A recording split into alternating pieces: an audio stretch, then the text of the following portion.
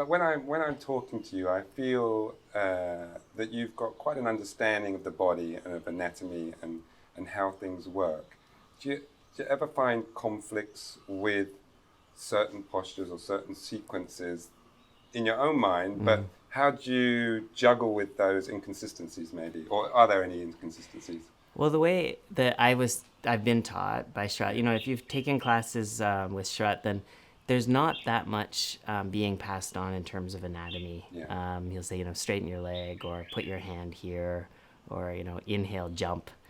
But there's not going to be anything about, he's never going to say like soften your psoas Oh, or, yes, yes. or internally rotate. I've never Yeah. heard the word rotate, Right. Um, so those things we bring, I think, as we, that's our language, Yeah. and we bring that in to the teaching as it's been given to us, and I try to use that to understand the teaching that I've been given. So I use it to support the teaching. It doesn't, as far as I can tell, it doesn't really go against it. When I don't understand something in terms Yeah. of an instruction, Yeah. if it comes up against my understanding of anatomy, usually what I'll do is try to reapproach the my understanding of the instruction.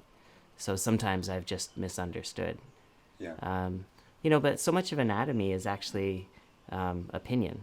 Of course. Yeah, Yeah, yeah. functional anatomy. Yes, Yeah, yeah, and it differs all the time, no yeah, matter what you read or even when you explore stuff.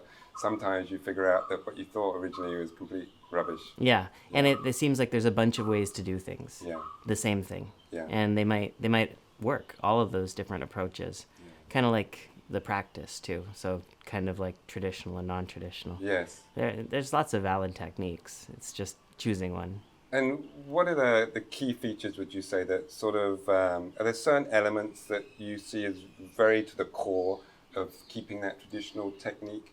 Certain things that crop to mind that are the center threads going through it?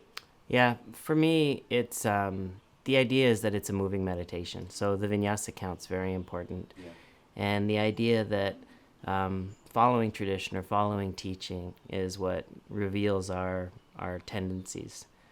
So we start to see our aversions and our attachments through the technique.